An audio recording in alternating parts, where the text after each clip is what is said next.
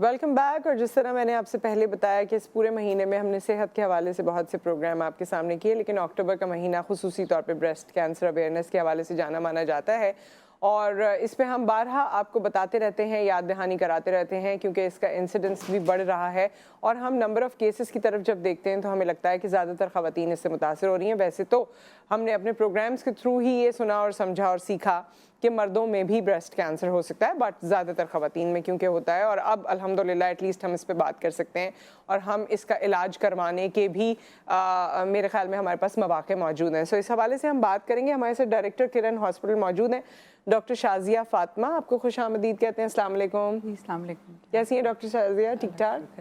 سو doctor Shazia, میں اسی جو انٹروڈکشن میں نے بات کی اسی سے شروع کرنا چاہتی ہوں کہ جب کینسر کا نام آ جائے نا کسی چیز کے ساتھ تو وہ ہمیں لگتا ہے کہ بس دس از دا اینڈ. تو اکثر لوگ، تو میں اس پہ بعد میں آؤں گی کہ ابھی بھی کتنا ٹیبو ہے یا اس پہ بات نہیں کرنا چاہتے یا علاج نہیں کروانا چاہتے، لیکن جو اگر کسی خاتون کا بریسٹ کینسر ہوتا ہے تو ان کو لگتا ہے کہ الٹیمیٹلی تو میں نے شاید مر ہی جانا ہے، تو مجھے اس پہ زیادہ بات کرنے کی یا اس پہ علاج کرانے کی ضرورت نہیں ہے. آپ اس کو کس طرح دیکھتی ہیں؟ تھینک یو ویری مچ کہ آپ نے مجھے اپنے پروگرام میں بلایا، اسپیشلی جی ٹی وی کا thank you, because this topic is what we need to discuss more and more. جہاں تک بات کی آپ نے کینسر، کیا نام ہی اتنا خوفناک ہے کہ people don't want to get treated, اور یا when they have this news تو ان کو یہ لگتا ہے کہ جیسے اب اس کے بعد دنیا ختم ہو گئی ہے.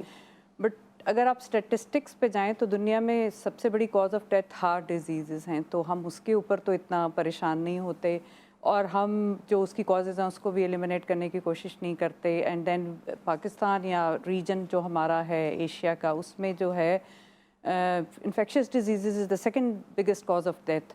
تو cancer is the third number.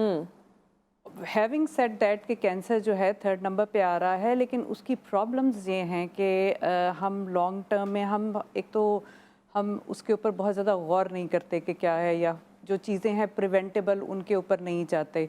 تو obviously we need to work on that کہ کینسر کو ڈائگنوز کرنا ہے اور پھر اس کو ٹریٹ کرنا ہے، اور ہر کینسر ڈیتھ کاز نہیں کرتا. یہ ایک براڈر میسج ہے.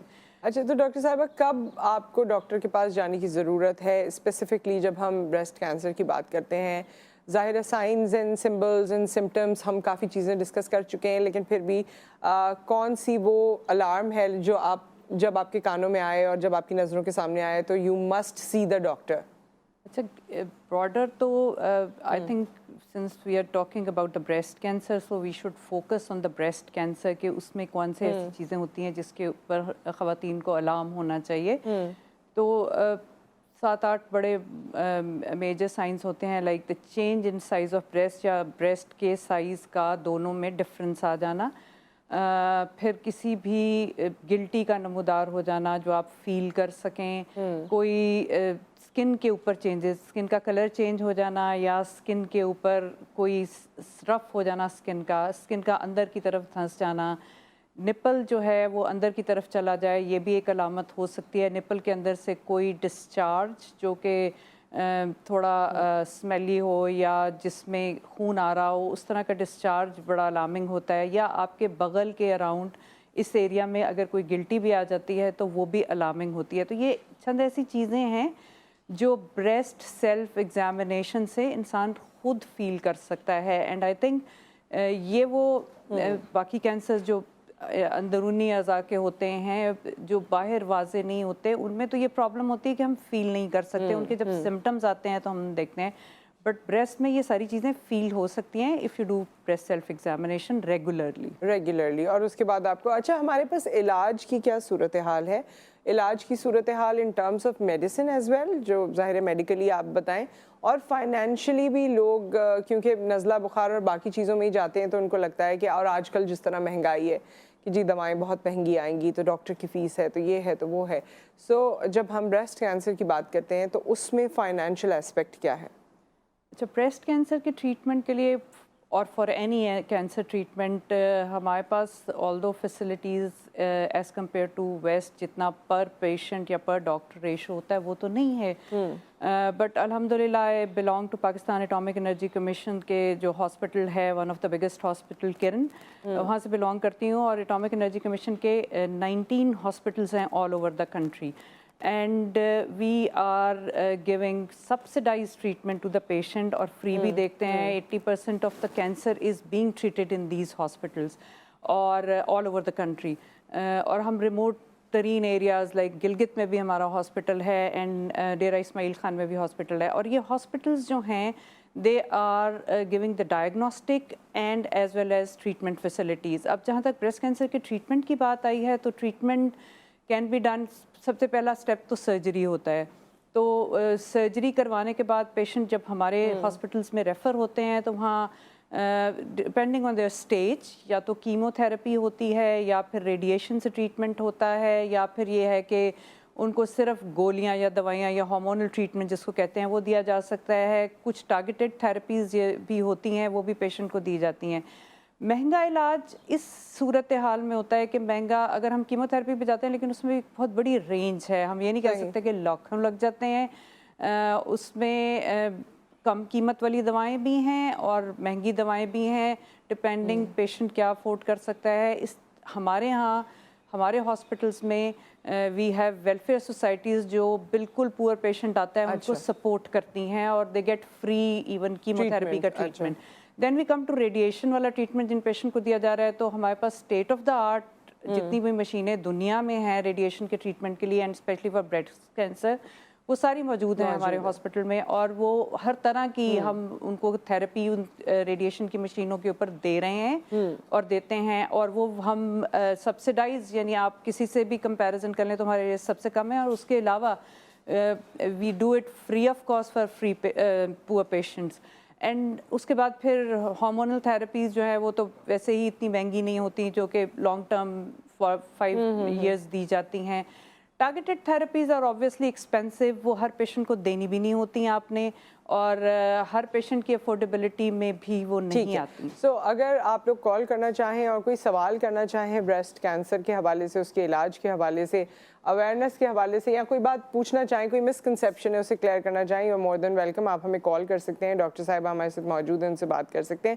ڈاکٹر صاحبہ ہماری پاپولیشن کا ایک بڑا حصہ وہ لوگ ہیں جو گاؤں دیہاتوں میں ہیں اور وہ ابھی بھی آئی ڈونٹ نو کچھ عرصے پہلے تک تو میں نے یہ سنا تھا کہ لوگ سمجھتے تھے ہمیں کسی کی بد دعا لگ گئی یہ جادو کر دیا اور یہ اس کا نتیجہ ہو گیا ہمارے ساتھ. یا پھر یہ ہے کہ بیویاں اس قدر ریلکٹنٹ تھیں کہ وہ اپنے میاں سے شیئر نہیں کر سکتی تھی اس بات کو.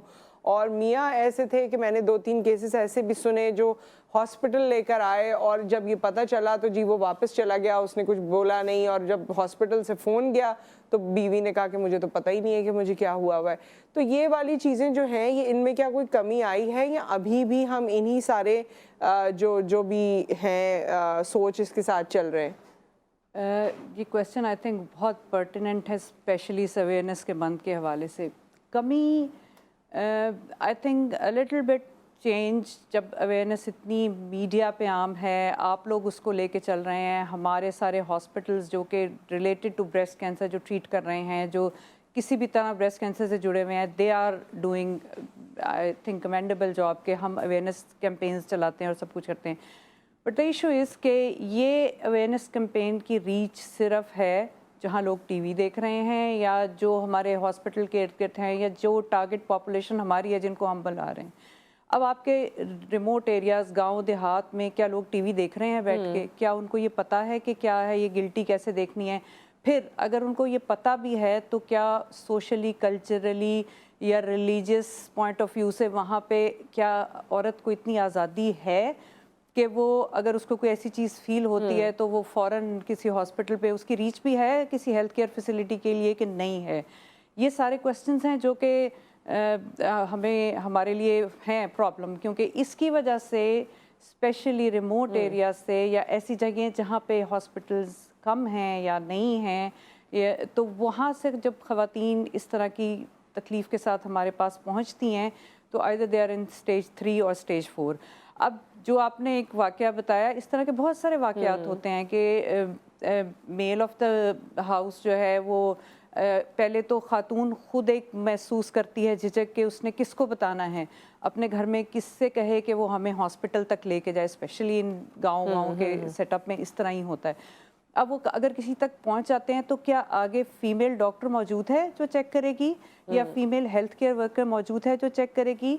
अगर उसको मेमोग्राम की ज़रूरत है तो क्या वहाँ पे फीमेल स्टाफ है जो मेमोग्राम करेगा? तो दीज आर ऑल क्वेश्चंस जो कि शायद बहुत रिमोट गांव में तो नहीं हो सकते, लेकिन हमारे 19 सेंटरों में अल्हम्दुलिल्लाह female staff, free breast clinic, female staff doing mammogram. अच्छा डॉक्टर शाज़िया, इससे रिलेटेड मेरा सवाल है, लेकिन एक और बात कि हमारे यहाँ अभी ये भी सोच है, शायद आपकी बात ये कोई सुन ले, कोई सोशल मीडिया पे देख ले या कुछ, कि अगर किसी को ब्रेस्ट कैंसर हुआ है तो ये उसकी अपनी गलती है। ये है रिमोट एरियाज में कि ये इसकी अपनी कोई गलती है। अब वो उसको मतलब क्या सोच के कहते हैं आई डोंट नो, लेकिन ये कहा जाता है। तो क्या ये किसी लड़की की, चाहे वो शादीशुदा है, गैर शादीशुदा है, बच्चों वाली है कि बच्चों वाली नहीं है, क्या ये उसकी गलती है? नहीं, ये उसकी गलती बिल्कुल नहीं है। इसका मतलब है कि अगर मेल को लंग कैंसर हो गया तो वो उसकी गलती है। उसकी गलती तो उस वक्त हो सकती है अगर वो स्मोकिंग करता हो, क्योंकि वो एक बहुत बड़ा एक फैक्टर माना जाता है। तो ये किसी की, क्योंकि देखें ब्रेस्ट कैंसर की इटियोलॉजी या कॉजेज जो हम कहते हैं वो कोई नोन नहीं है, रिस्क फैक्टर हैं। तो हम कैसे कहें कि ब्रेस्ट कैंसर होना एक खातून की अपनी गलती थी?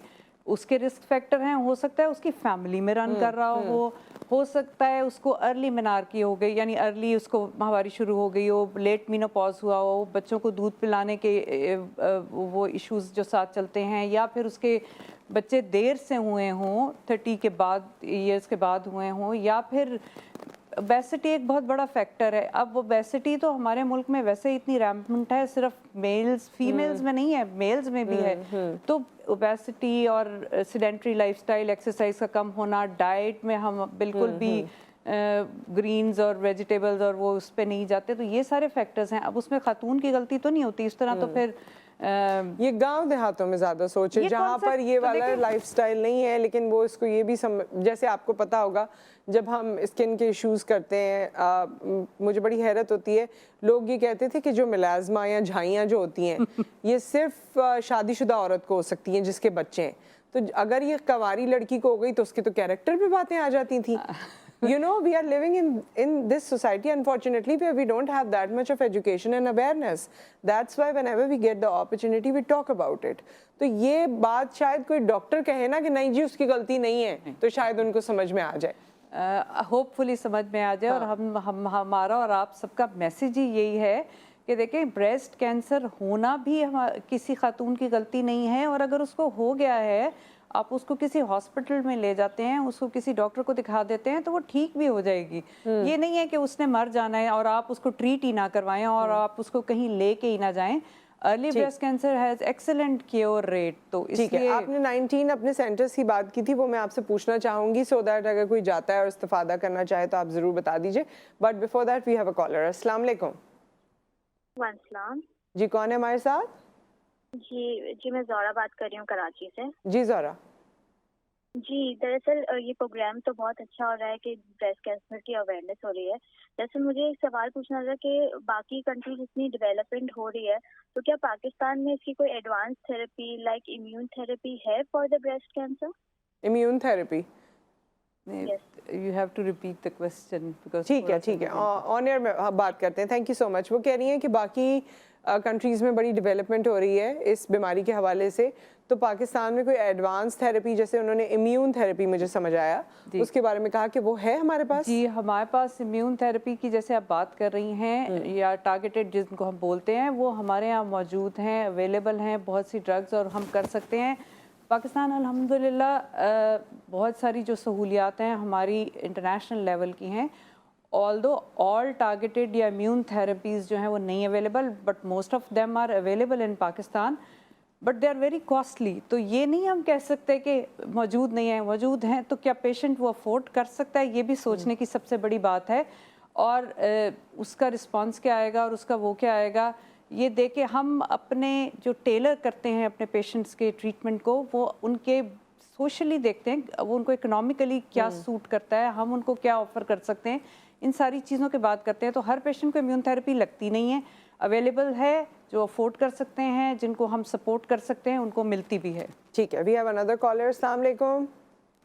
अस्सलाम वालेकुम। जी वालेकुम अस्सलाम। कैसी हैं नुसरत जी आप? जी मैं ठीक ठाक, अल्लाह का शुक्र। आप कैसी हैं? शुक्र अल्हम्दुलिल्लाह। मैं आपका प्रोग्राम देख रही थी और मुझे बहुत खुशी है कि आप डिफरेंट टॉपिक को लेके बात करते हैं और आज डॉक्टर शाजिया माशाल्लाह मौजूद हैं और अब तो हम जो भी कॉल कर रहे होते हैं तो उस पर ब्रेस्ट कैंसर की जो है वो ब्रीफिंग आ रही होती है। तो मैं डॉक्टर शाजिया से कुछ पूछना चाहूँगी। जी जी जी अस्मा साहब, आप ज़रूर पूछिए। अस्सलाम वालेकुम डॉक्टर शाजिया। आपसे बात करें। जी डॉक्टर शाजिया, मुझे ये पूछना था कि मेरी जो बेटी है उनके यहाँ जब पहली डिलीवरी हुई तो फीडिंग के दौरान उसके ब्रेस्ट पे जो थे वो छोटी छोटी गिल्टियाँ पड़ गई थी। तो मैंने कहीं सुना था कि ये जो गिल्टियाँ होती हैं अगर उनका प्रॉपर तरीके से इलाज ना किया जाए तो वो आगे चल के ब्रेस्ट कैंसर का सबब बनती है। ठीक है अस्मा साहिबा, ऑन एयर आपको बताते हैं। Thank you so much. अच्छा, ये उसकी बात कर रही हैं, वो जो लम्प्स क्रिएट होते हैं while feeding, when you are feeding the baby, सो वो जो होते हैं, तो कह रही हैं कि मैंने सुना ये था कि अगर वो क्रिएट होते हैं और वो सही से रिजॉल्व ना हो सके तो वो क्या चेंज होके ब्रेस्ट कैंसर बन सकता है? देखिए, एक तो याद रखने की बात है कि ब्रेस्ट कैंसर ओल्ड एज की डिजीज़ है, यंगर पेशेंट में होता है बट उसकी परसेंटेज बहुत कम है। अच्छा। पेशेंट जब फीड करा रहा होता है और उसमें अगर कोई, उसमें ये नहीं हम कह सकते कि जो गिल्टी बनी है वो बिल्कुल कैंसर नहीं है, देयर इज़ अ पॉसिबिलिटी, कम है, लेकिन ये नहीं है कि वो अगर कोई गिल्टी बन जाए, बिकॉज समटाइम्स जो फीड कराने के दौरान गिल्टियाँ बनती हैं और अगर वो पेनफुल होती हैं तो वो ये होता है कि दूध की वो जो है वो रुक जाता है, तो उसकी वजह से इन्फ्लेमेटरी टाइप की चीज़ें बन जाती हैं जिसमें दर्द भी होती है। लेकिन बहरहाल आपने हर गिल्टी को अपने डॉक्टर को ज़रूर दिखाना है। अगर बच्चा सही फीड नहीं कर रहा होता तो समटाइम एंगॉजमेंट हो जाती है, वो ऐसा नहीं है कि वो कैंसर बन जाएगी। हर गिल्टी कैंसर नहीं होती, लेकिन हर गिल्टी को चेक करा लेना ज़रूरी होता है। हाँ, और डॉक्टर साहब प्रेगनेंसी में भी वैसे भी व्हेन यू आर एक्सपेक्टिंग तो चीज़ें चेंज हो रही होती हैं आपकी, वो तो उस वक्त भी के अंदर चेंजेस आती हैं। उस वक्त भी कभी कभी अंडर आर्म्स में थोड़ा सा वो आपका नोड होती है या क्या होता है, वो स्वेल कर जाती है और इस तरह की चीज़ें भी होती हैं, लेकिन ये कि उसे चेक करा लेना बेहतर है। चेक करा लेना इसलिए बेहतर है कि कोई भी चेंज जो कि आपकी नॉर्मल चीज़ों से डिफरेंट है उसको आप खुद से एक्सप्लोर, मतलब उसको ट्रीट करने की कोशिश ना करें। उसको बेहतर है कि कोई भी लोकल आपके अवेलेबल एक ब्रेक आ गया, ब्रेक के बाद जब हम वापस आते हैं तो इस सवाल का आप मुझे जवाब दीजिएगा कि लोग कहते हैं कि अगर आप फॉर एनी रीज़न, आपकी पर्सनल चॉइस थी या मेडिकल प्रॉब्लम था और आप फीड नहीं करा सके तो ये कॉज बनेगा ब्रेस्ट कैंसर का, तो इज़ इट ट्रू और नॉट, इस पे हम बात करेंगे आफ्टर द ब्रेक।